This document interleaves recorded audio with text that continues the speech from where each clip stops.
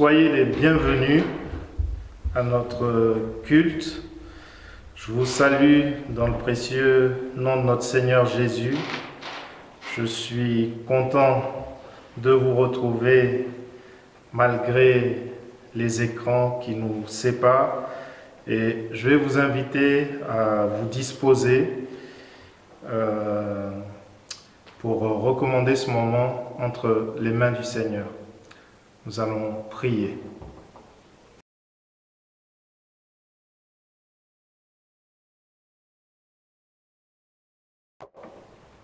Nous allons donc démarrer notre culte et je vais vous recommander donc de vous mettre dans de bonnes dispositions, de vous couper de tout ce qui peut être source de distraction. Et nous allons commencer par prendre un passage de la Bible dans Matthieu 5 au verset 10. Nous allons lire un passage que nous connaissons bien qui dit « Heureux ceux qui sont persécutés pour la justice, car le royaume des cieux leur appartient. » En effet, le Seigneur donc estime que nous soyons heureux lorsque nous sommes persécutés. Et j'ai choisi ce passage parce qu'on peut assimiler ces temps que nous traversons actuellement, ce temps de confinement, ce temps où on est privé de nos rassemblements, à une forme de persécution. Et nous voyons aujourd'hui que les rassemblements donc, de nos églises locales sont considérés par notre société comme des activités non essentielles, et cela doit nous amener vraiment à réfléchir sur la place qu'occupe l'Église aujourd'hui au sein de nos sociétés et à constater à quel point la pratique religieuse est devenue peu prioritaire dans notre société. Cela constitue un signal d'alarme pour nous tous et je pense que le Seigneur attend de nous que nous redoublions d'efforts. Et ce matin, nous allons prendre du temps pour prier par rapport à cette situation, demander au Seigneur de venir au secours de notre foi, demander au Seigneur de nous donner, de jouer notre véritable rôle de lumière en ces temps difficiles, que nous soyons véritablement ces témoins partout où ils nous placent dans la société, que ce soit dans notre famille, au travail ou à l'école, pour ceux qui sont encore dans les études. Et nous allons prier pour chacun d'entre nous, pour nos frères et sœurs, que le Seigneur nous équipe véritablement, qu'il nous donne de revenir à lui avec un cœur sincère, un zèle renouvelé, qui nous ouvre des portes pour annoncer son évangile malgré les circonstances difficiles. Nous prions.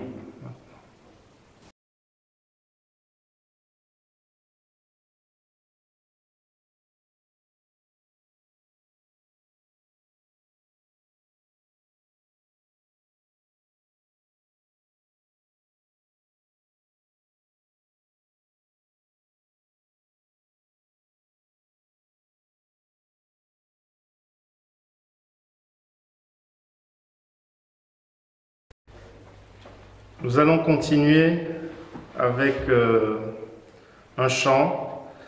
Nous n'allons pas nous laisser abattre par ces circonstances. Nous allons continuer de proclamer la grandeur de notre Dieu. Et nous allons chanter notre premier cantique qui s'intitule « Dieu Tout-Puissant ».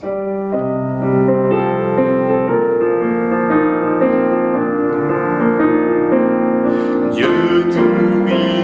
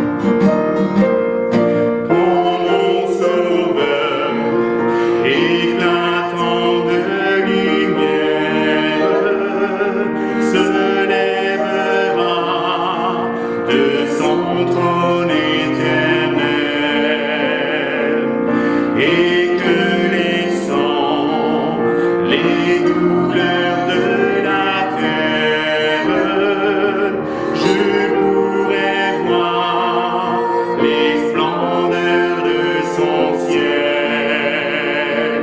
Je redirai dans son divin séjour bien les plus grands que ton amour. Je redirai dans son divin séjour bien les plus grands que ton amour. Maintenant, nous allons continuer avec notre deuxième cantique. Nous allons toujours continuer à proclamer ce Dieu puissant. Nous allons chanter Jésus-Christ est Seigneur.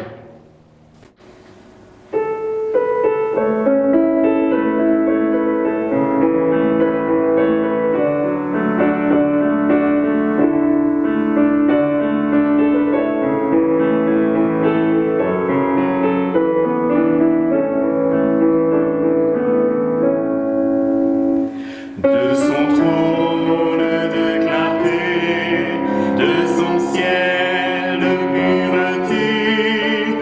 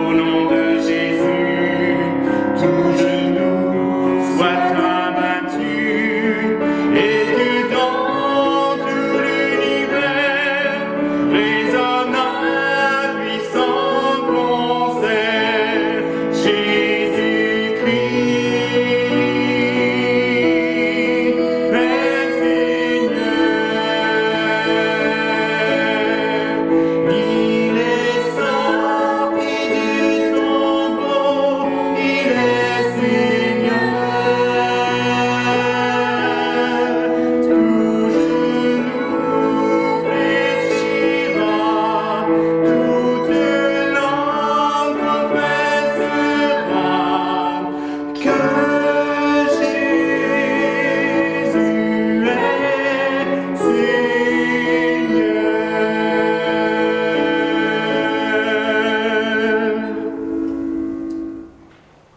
allons passer maintenant au moment des annonces et sujets de prière.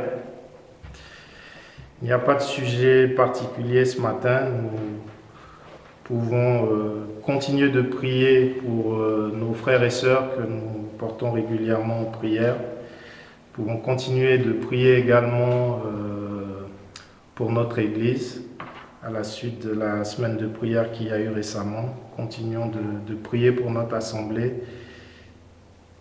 Et juste vous annoncer également que dimanche prochain,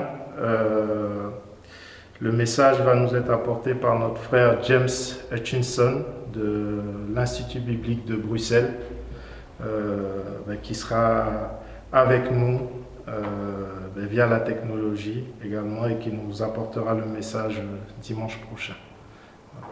Donc nous pouvons prier pour ces différents sujets et recommander les activités de la semaine prochaine également entre les mains du Seigneur. Nous allons passer maintenant donc à la prédication de la parole. Je vais donc inviter notre frère Athanase pour nous apporter le message. Bonjour, chers frères et sœurs. Prions ensemble. Seigneur, nous voulons te remercier pour ce moment que tu nous donnes de manifester notre reconnaissance pour ce culte. Merci de continuer de nous utiliser comme des instruments de ta main. Et merci pour ton pardon. Et merci de bénir ce message, de bénir ces instants. Et merci de continuer de nous faire du bien ensemble. Nous t'en prions au nom de Jésus. Amen. Mon message aujourd'hui porte sur une réflexion, sur une question que je pose. Comment être chrétien aujourd'hui? Comment vivre la foi chrétienne aujourd'hui? Quel est le problème de frontière entre le chrétien et le non-chrétien? J'ai eu cette réflexion parce que nous voyons bien que le monde va mal. Et je regarde le comportement de beaucoup de chrétiens et de chrétiennes aujourd'hui. Et je me souviens aussi de cette chanson française qui dit « On ira tous au paradis ». Vous vous souvenez aussi peut-être de cette chanson. Cette chanson comme si la ligne de démarcation entre les chrétiens et les non-chrétiens était floue. En effet, la mondialisation n'a pas eu qu'un effet sur l'économie,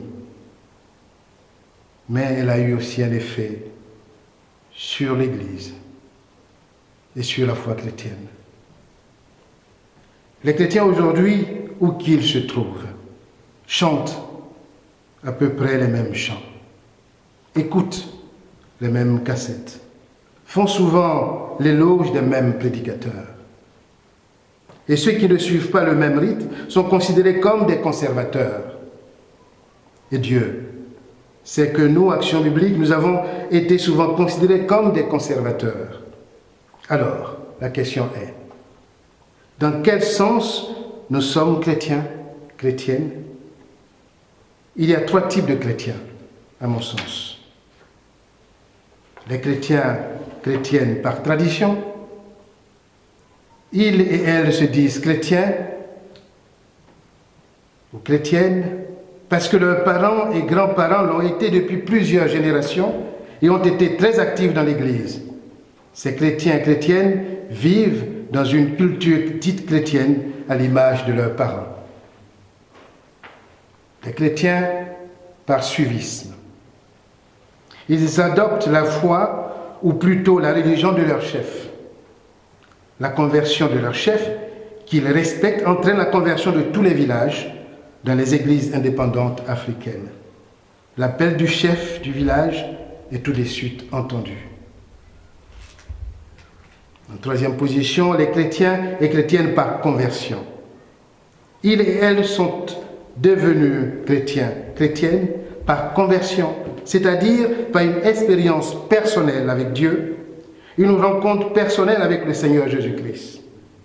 Ces chrétiens, chrétiennes de cette catégorie fréquentent des églises de croyants ou de professants. Il y a quelques années en arrière, on pouvait facilement distinguer les trois types de chrétiens. Mais de nos jours, la frontière est devenue floue. On trouve d'une part des chrétiens par conversion dans les grandes églises institutionnelles et d'autre part, certains membres de nos églises de croyants sont chrétiens par tradition. Ils ont tout simplement adopté la religion de leurs parents et vivent par la foi de leurs parents. Et comme on rend la frontière floue, on rencontre maintenant des chrétiens de type nouveau. Ce sont des journalistes, des hommes politiques, des artistes, des sportifs, des syndicalistes. Je n'ai rien contre cela, mais ils commencent leur discours par « Alléluia », les marquent par « Amen » et les terminent par « Que Dieu vous bénisse ». Chers frères et sœurs, nous ne devons pas nous laisser séduire par la présence dominante du religieux dans notre monde d'aujourd'hui.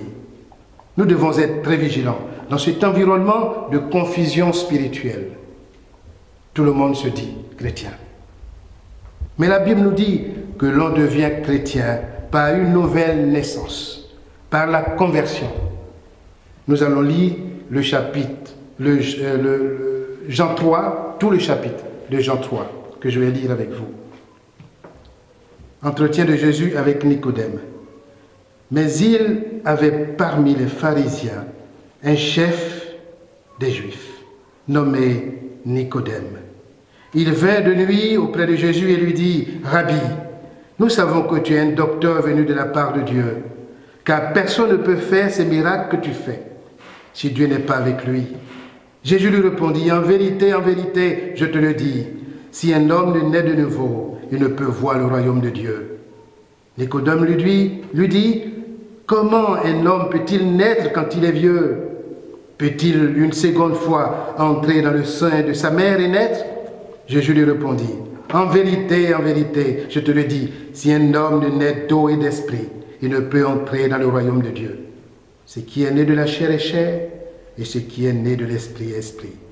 Ne t'étonne pas que je t'ai dit, il faut que vous naissiez de nouveau. Le vent souffle où il veut, et tu entends le bruit. Mais tu ne sais pas d'où il vient, ni où il va. Il en est de même ainsi de quiconque est né de l'esprit. » Nicodème reprit la parole. « Comment cela peut-il se faire ?» Jésus lui répondit. « Tu es le docteur d'Israël et tu ne le sais pas? En vérité, je te le dis, nous disons ce que nous savons, et nous rendons témoignage de ce que nous avons vu. Et vous ne recevez pas notre témoignage? Si vous ne croyez pas quand je vous ai parlé des choses terrestres, comment croyez-vous quand je vous parlerai des choses célestes? Personne n'est monté au ciel, sinon celui qui est descendu du ciel, le Fils de l'homme qui est dans le ciel. Et comme Moïse éleva le serpent dans le désert, il faut de même que le Fils de l'homme soit élevé, afin que quiconque croit en lui ait la vie éternelle. Que Dieu a tant aimé le monde qu'il a donné son Fils unique, afin que quiconque croit en lui ne périsse pas, mais qu'il ait la vie éternelle. Dieu en effet n'a pas envoyé son Fils dans le monde pour juger le monde, mais pour que le monde soit sauvé par lui. Celui qui croit en lui n'est pas jugé, mais celui qui ne croit pas est déjà jugé, parce qu'il n'a pas cru au nom du Fils unique de Dieu. Et voici le jugement. La lumière est venue dans le monde, et les hommes ont aimé les ténèbres plus que la lumière, parce que leurs œuvres étaient mauvaises. Car quiconque fait le mal a de la haine pour la lumière et ne vient pas à la lumière, de peur que ses œuvres ne soient éprouvées. Mais celui qui pratique la vérité vient à la lumière, afin qu'il soit manifeste que ses œuvres sont faites en Dieu. Après cela, Jésus se rendit avec ses disciples dans la terre de Judée. Et là, il séjournait avec eux et baptisait. Jean aussi baptisait à Hémon, près de Salim, parce qu'il y avait beaucoup de points d'eau. On s'y rendait pour être baptisé, car Jean n'avait pas encore été jeté en prison. Or, il se devait de la part des disciples de Jean une discussion avec un juif à propos de la purification. Ils allèrent auprès de Jean et lui dirent, « Rabbi, celui qui était avec toi au-delà du Jourdain et à qui tu as rendu témoignage, voici qu'il baptise et que tous vont à lui. » Jean répondit, « Un homme ne peut recevoir que un homme ne peut se recevoir que ce qui lui a été donné du ciel. Vous-même m'êtes témoin que je dis, moi je ne suis pas le Christ, mais j'ai été envoyé devant lui. Celui qui a l'épouse, c'est l'époux. Mais l'ami de l'époux qui se tient là et qui l'entend éprouve une grande joie à cause de la voix de l'époux. Aussi, cette joie qui est la mienne est complète. Il faut qu'il croisse et que je diminue. Celui qui vient d'en haut est au-dessus de tout. Celui qui est de la terre est de la terre et il parle comme étant de la terre. Celui qui vient du ciel est au-dessus de tous et il rend témoignage de ce qu'il a vu et entendu. Et personne ne reçoit son témoignage. Celui qui a reçu son témoignage a certifié que Dieu est vrai, car celui que Dieu a envoyé dit les paroles de Dieu, parce que Dieu donne l'Esprit sans mesure. Le Père aime le Fils et a tout remis dans sa main. Celui qui croit au Fils a la vie éternelle. Celui qui ne se confie pas au Fils ne verra pas la vie, mais la colère de Dieu demeure sur lui. La conversion est le départ d'une vie nouvelle en Christ. Elle peut être dramatique comme ce fut la conversion de l'apôtre Paul sur le chemin de Damas, ou progressive au fur et à mesure que l'on parvient à la connaissance du vrai Dieu, comme c'est le cas de beaucoup de chrétiens qui ne se souviennent pas de leur date de conversion. Ils portent dans leur vie le fruit de l'Esprit et aspirent à une vie de sainteté qui honore Dieu. Que faire, mes amis? Nous sommes interpellés par le phénomène de christianisation, de la folklorisation de la foi. Nous devons annoncer tout l'Évangile avec clarté et laisser Dieu agir dans les cœurs. Peut-être nos églises ne seront pas pleines, mais peu importe, l'essentiel, c'est que ceux qui viennent dans nos églises fassent l'expérience de la foi personnelle avec Dieu, du pardon et de la délivrance de l'emprise du péché. Ils doivent vivre dans la communion avec Dieu, incarner les valeurs chrétiennes. Ils doivent faire la différence avec les autres par leur manière de vivre dans le quotidien. Bien entendu, les chrétiens ne sont pas meilleurs que les autres, ni supérieurs aux non-chrétiens. Nous sommes des mendiants, ayant trouvé du pain et qui indiquent aux autres où trouver ce pain. L'évangélisation est au cœur de la vie chrétienne. Le chrétien évangélise par la parole, parce qu'il présente le Seigneur Jésus mort à la croix comme le Rédempteur, mais aussi par ses actes qui sont l'expression du quotidien de sa communion avec Dieu. Et Dieu fera le reste, puisque la conversion est l'œuvre de Dieu. Et c'est par la foi, qui est l'unique moyen de comprendre. La foi qui est en fait un ensemble de vérités auxquelles le chrétien adhère. La foi vient de ce qu'on entend.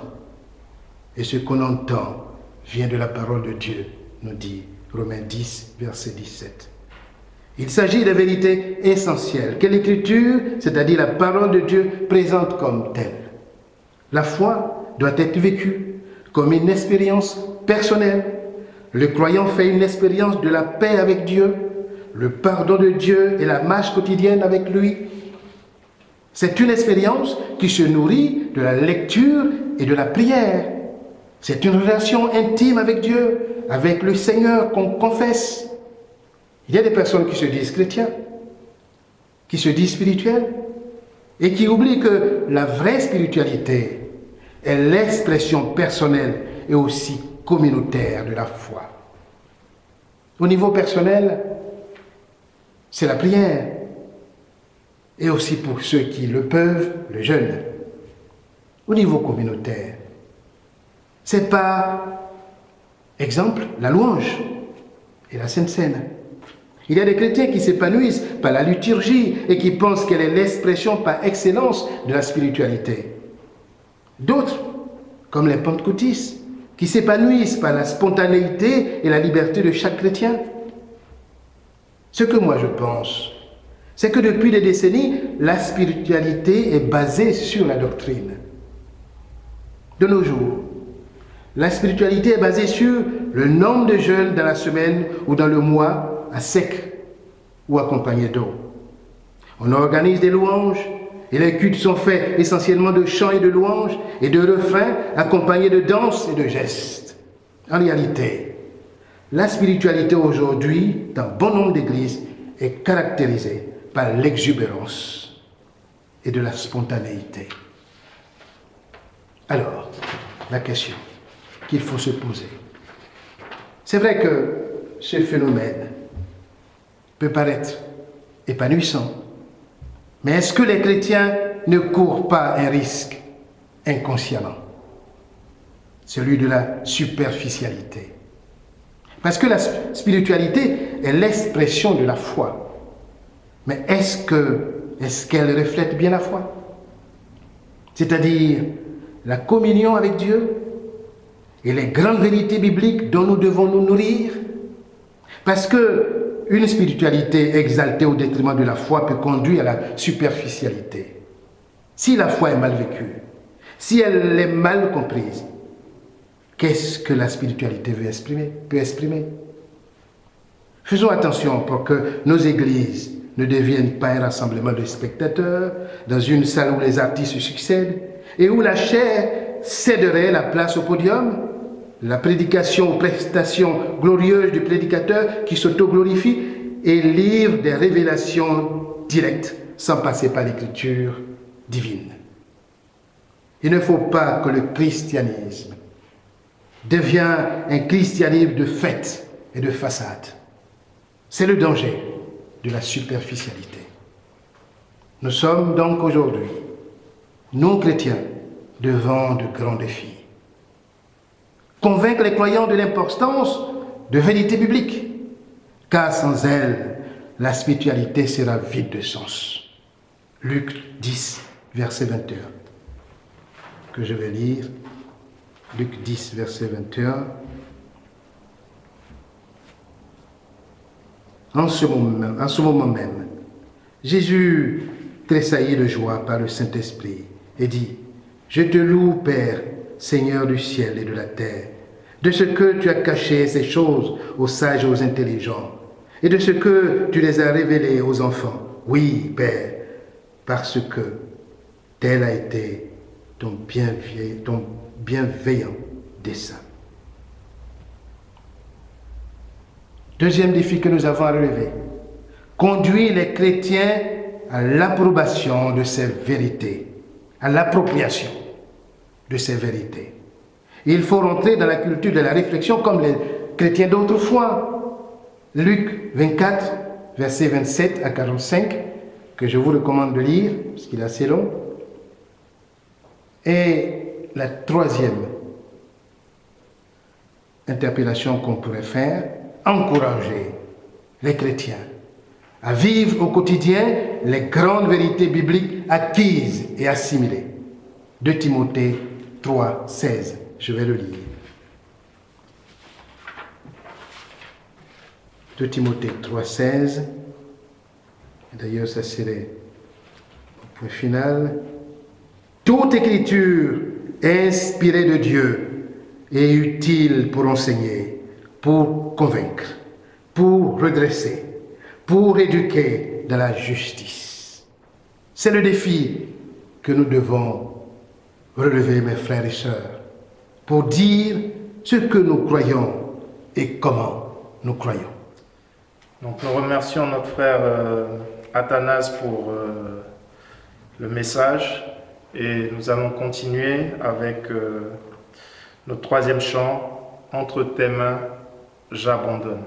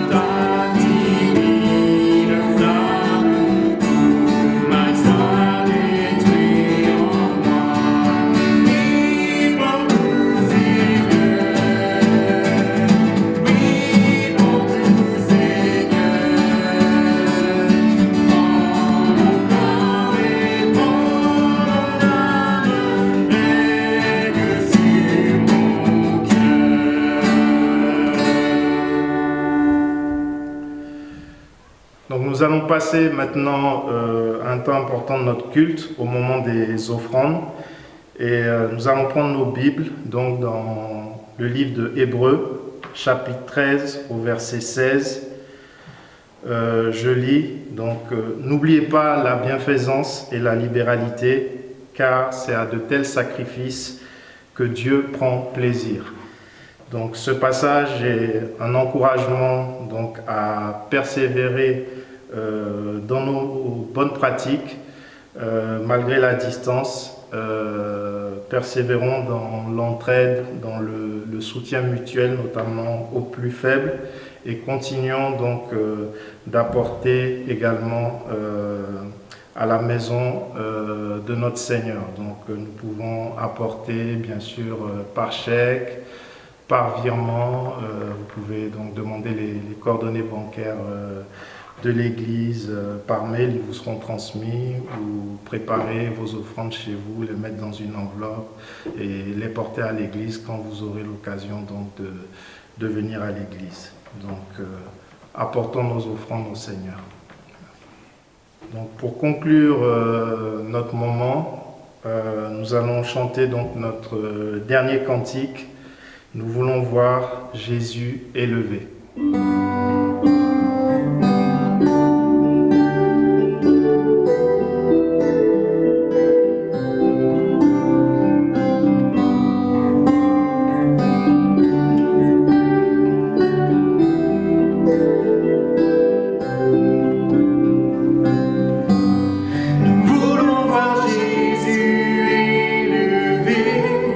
Comme un étendard sur ce pays.